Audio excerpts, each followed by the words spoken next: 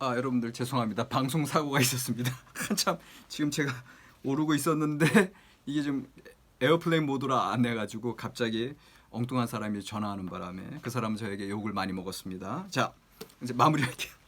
그래서 지금 어디까지 했어요? 그 부활, 궁극적 승리를 백성들에게 안겨줄 구원자. 그 다음에 이제 이게 왜 이제 예수님의 부활 개념과 관련되냐면 보세요. 이게 다니엘서 7장에서 하나님 앞에 이제 인도되잖아요. 항상 계신 이에게 나아가 그 앞으로 인도됨에 그에게 권세 영광 나라를 주는 것 자체가 이게 대관식의 의미라니까요. 대관식 왕관을 주는 건 내지는 취임식. 예. 그러니까는 새로운 왕으로 이제 올라가는 그런 취임식의 역사이니까 여러분들 예수님의 부활의 의미가 그런 의미가 있거든요. 예수께서 부활하셨다고 하는 것 자체는 죽음의 권세를 물리치고 이제는 승리자로서 새로운 삶을 열어주시는 하나님의 영원한 이제 주권자로서 이제 그 부활의 개념, 영원한 생명의 어떤 시작, 그러니까 그 생명의 주관자 그런 그래서 아까 말씀드린 예수님의 십자가, 휴밀리에이션, 그 다음에 예수님의 부활, 코로네이션이 코로나가 아니라 코로네이션, 대관식의 의미, 왕관을 씌운다라는 의미거든요. 그러니까 그런 예수님의 부활의 의미까지도 이 인자 같은 이미 다 들어와 있다 이거예요. 그러니까 제가 지금 제가 이렇게 흥분할 수밖에 없지 않겠습니까? 이 구약을 통해서 이 신약의 모든 사건들이 이제 쫙 다 이제 흘러 들어가고 설명이 되니까. 그 다음에 이제 6번째, 천상의 하나님의 보좌에 앉은 자 예수 그리스도, 그 보좌 우편에 앉은 예수 그리스도, 영원한 통치자. 왜? 지금 여기서 7장에서 그의 권세는 소멸되지 아니한 영원한 권세요. 그의 나라는 멸망하지 아니할 것이니라. 아까 말씀드렸죠? 코로네이션 대관식인데, 자 아직 이제 구약 성경 의미에서 예쪽부터 항상 계신 하나님께서 딱 주관자로 앉아 계신데 이게 또 대관식을 하고 또 취임식을 한다 그러면 인자 같은 이는 어디에 앉지? 더군다나 이때 당시의 개념은 인자 같은 이는 그 하나님 예쪽부터 계신 하나님의 좌우편에 이게 도열해 있는 그런 천사장들의 개념인데, 근데 이게 이제 승리해서 어디에 앉지?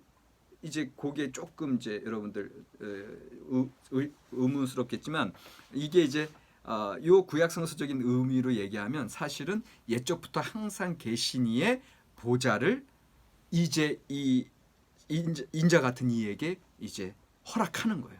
다시 말하면 하나님의 그 후계자죠.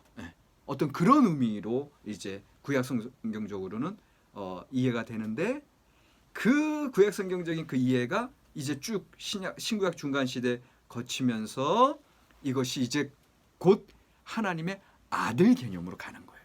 후계자는 왕정 시대 때 후계자는 그 왕의 아들이잖아요. 마찬가지로 지금 인자 같은 이가 그 보좌를 이제 받은 거예요. 그러니까는 그 옛적부터 계신 이의 아들이 되는 거죠. 그러니까 그래서 하나님의 아들 개념, 그 다음에 인자 개념, Son of God, Son of Man의 개념이 이제 합쳐지면서 그 예수 그리스도께서 인자라고 했을 때는 그 인자 개념에는 하나님의 아들 개념도 같이 들어가 있는 거예요. 그러니까는 이것이 이제 7번째 개념인 거예요. 그러니까 이제 6번째 개념은 천상의 하나님의 보좌에 앉은 자 예수 그리스도에서 영원한 통치자로서. 그러니까 이게 나중에 이게 사실은 예수님 승천하시고 나서 하나님의 보좌 우편에 앉아 계셨다라고 하고 영원히 다스리신다고 하는 그 이제 그 의미랑도 쫙 연관이 되지 않습니까? 그리고 나서 끝으로 Son of God, 결국은 하나님의 후계자라는 거죠. 그리고 이 하나님 후계자 이 개념이 신약 시대에 이제 부각되면서 그러면서 그 이제 이후에 이제 그 신약 시대의 교리를 정리하고 이제 초대교부들에게 가가지고는 이제는 이게 이제 삼위일체론까지 이제 가게 되는 거예요. 그러니까 여러분들 방금 말씀드렸어요. 예수 그리스도 신성 인성 그 양성론에 대한 이야기도 지금 인자 같은 이 다니엘서에서 흘러가고 있고요. 그다음에 심지어는 삼위일체론의 부분에 대해서도 이 인자 같은 이에서 이제 단지 Son of Man에서 끝나는 게 아니라 Son of God, 하나님의 그 보좌를 이 양을 받았다니까요. 그래서 그가 이제 영원히 다스린다라고 했을 때는 하나님의 후계자? 그럼 하나님의 아들인데 이게 어떻게 되는 거지? 이런 개념들이 또 여기서부터 싹트기 시작해서 쫙 신구약 중간 시대, 신약 시대, 초대교부 시대까지 흘러가는 거죠. 그러니까는 자 여기까지 이제 신약 성경의 이제 인자 개념까지도 다 이제 우리가 이제 훑어봤어요. 그래서 이미 아까 벌써 끝났을 텐데 지금 이게 다시 지금 녹화를 하고 있는데 어쨌거나 자 제가 이제 얘기하고 싶은 건 여기까지 다 얘기했고요.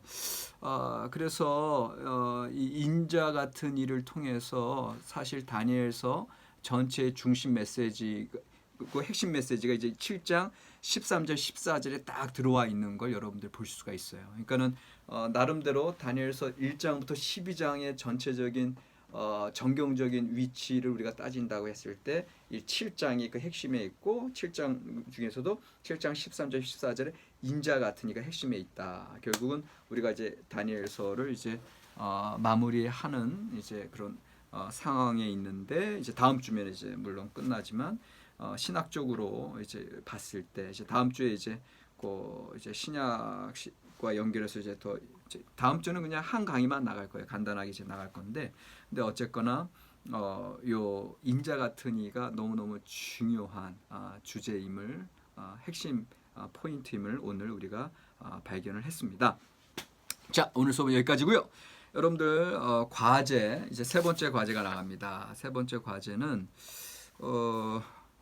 제가 써놨는데 또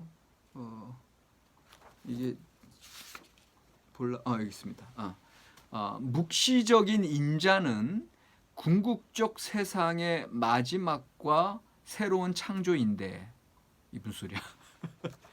예수님의 복음서의 인자 개념은 여전히 묵시적인가 예언적인가?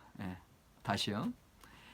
이 묵시적인 인자 개념 이제 우리가 이제 다니엘서에서 봤을 때는 이제 묵시적인 종말론을 이제 염두에 두는 거예요. 그래서 이제 묵시적인 인자 개념, 묵시적 종말론은 이 역사적인 현장 가운데서 이루어지지 않고 궁극적인 종말이잖아요. 지구가 종말하고 우주가 종말하고 새로운 우주, 새로운 것에 대한 건데, 근데 만약에 인자 같은 이가 그렇게 이제 새로운 땅을, 새로운 세상을 열었다고 하는 건 이 지구가 종말인데, 그런데 이게 예수님에게 들어가면서 예수님이 이 땅 가운데에서 이제 십자가 부활의 사건을 이루셨잖아요. 그러니까 예수님의 그 복음서의 인자 개념이 이 다니엘서의 묵시적인 그런 인자 개념으로부터 이제 왔다고 지금 쭉 설명을 여러분 들으셨는데, 그렇다면 예수님께서 과연 이루신 천국 복음의 역사와 그 인자 개념으로 지금 이제 7가지를 제가 쫙 설명드렸는데, 그게 묵시적인 건가 예언적인 건가? 그것이 현재 역사와 관련된 건가 아니면 궁극적인 종말에 관계된 건가? 이거에 대한 거. 이거 사실은 어떻게 보면 이제까지 쭉 우리가 과제한 것의 반복일 수도 있어요. 그러니까는 이 묵시적인 종말의 개념을 오늘날 현실을 살아가는 우리가 어떻게 받아들여야 되느냐, 이제 이런 문제. 그러니까 묵시적인 인자의 개념이 예수 그리스도에게서는 묵시적 인자냐 아니면 여전히 예언자적 이 역사 현장에서의 인자 개념이냐, 이거에 대해서 여러분들 나름대로 묵상한 것 여러분들의 통찰을 한번 써주시면 좋겠습니다. 하여튼 이번까지만 그렇게 숙제 열심히 내시면 이제 다 끝나지 않았습니까? 조금 이번 숙제가 첫 번째, 두 번째, 세 번째 세 개 나가서 조금 부담스러울 텐데 수요일까지 내지 않으셔도 돼요. 수요일까지 내지 않으시고 금요일까지 내셔도 되니까 대신 금요일 오후 5시까지 내셔도 되니까 좀 천천히 여러분들 잘 써주셔서 또 좋은 평가 받으면 좋겠습니다. 자, 다음 주에 뵙겠습니다.